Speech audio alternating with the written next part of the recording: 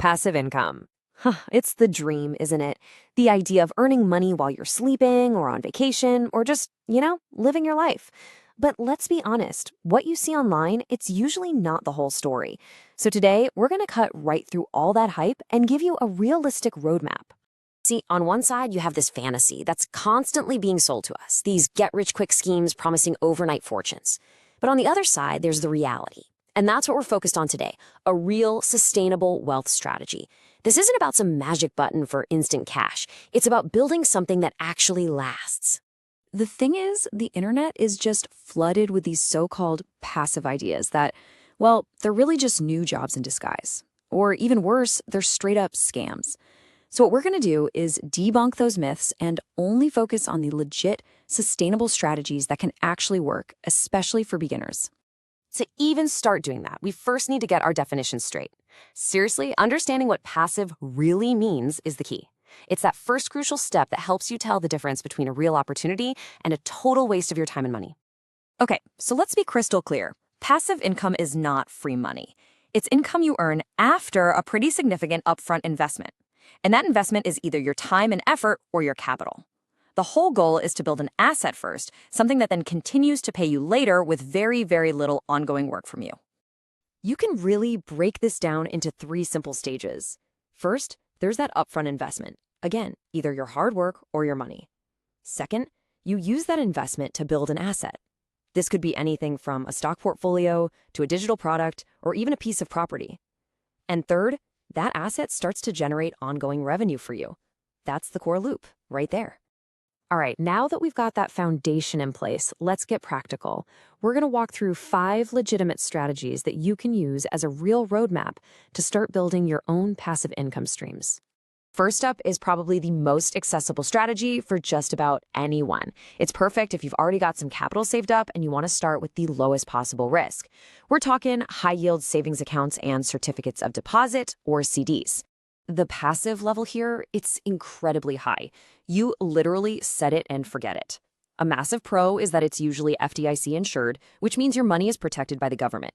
So it's virtually risk-free and super easy to set up. Now the downside? This isn't a high-growth strategy. It's more about protecting your cash and just making it work a little bit harder for you. Okay, next up is a strategy that kind of builds on that last one. This is about investing in companies that share a slice of their profits with you, and they do that in the form of dividends. The passivity is still really high once you're invested, and the big pro here is that you get 2 things at once. You get income from the dividends, and you get the potential for your original investment to grow in value. But the trade-off is market risk.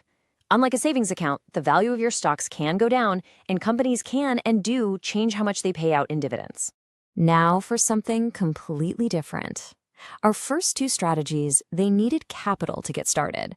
This is for folks who want to invest their upfront effort.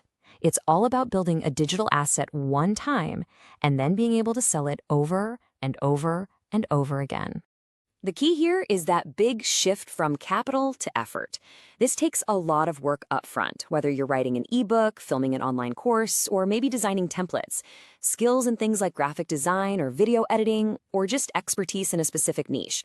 Those are in huge demand. The passivity is what I'd call moderate, because you'll still need to do some marketing. The upside? The profit margins can be huge, and it's infinitely scalable. The big con? There are no guaranteed sales, and it really depends on your specific skill set. Okay, let's look at another capital-based strategy, but one that operates outside the stock market. It's called peer-to-peer lending. Basically, you're lending money directly to other people or small businesses through online platforms, and you earn interest on those loans. With P2P lending, the main pro is the potential for much higher interest rates than you'd get from a savings account. But this comes with a pretty significant con: credit risk. The borrower could just default on the loan. And, unlike a bank account, your money is not FDIC insured, which means there's no government protection if you lose it. So, yeah, higher reward definitely comes with higher risk. And finally, we gotta talk about a classic: earning money from rental properties. But as you're about to see, the word passive can mean very different things in the world of real estate. The benefits are pretty clear. You own a tangible physical asset that can grow in value over time, and there can be some nice tax advantages. But the cons, oh, they are very real. You're dealing with tenants, unexpected maintenance, market ups and downs. The level of effort and how passive it is really depends on your approach. So you've got two main paths. Direct ownership is the traditional landlord route. We're talking high effort, high capital, and honestly pretty low passivity. But there's another way. Investing in something called real estate investment trusts, or REITs. Just think of it like buying a stock in a company that owns a whole portfolio of properties. It requires way less effort, way less capital, and offers much higher passivity. So, we've covered 5 really different strategies. But no matter which path you end up choosing, there are a few core principles that are absolutely essential if you want long-term success. The first one, and honestly maybe the most important, is patience. Building true passive income is a marathon, not a sprint. The smartest thing you can do is focus on building one income stream first. Get it right, make it work, and only then should you even think about adding another one. Now, once you do have that first stream up and running, then you can start to diversify. Combining different strategies creates this robust financial ecosystem where, if one stream slows down, others can pick up the slack. And, this is crucial, reinvest your earnings. This is how you tap into the awesome power of compounding to really accelerate your growth. Look, what we've covered today is really a toolkit, a set of real, actionable strategies and principles. I want you to think of this as the starting point for building your own financial future, one deliberate step at a time. If there is just one thing you take away from all this, let it be this. Stop chasing that get-rich-quick fantasy. Instead, focus your energy on building genuine, sustainable passive income. That is the real path to long-term financial strength. And that brings us to the last and maybe the most important question of all. Looking at this roadmap we've laid out, from low-risk savings all the way to high-effort digital products, which one of these strategies resonates with you the most for your first step?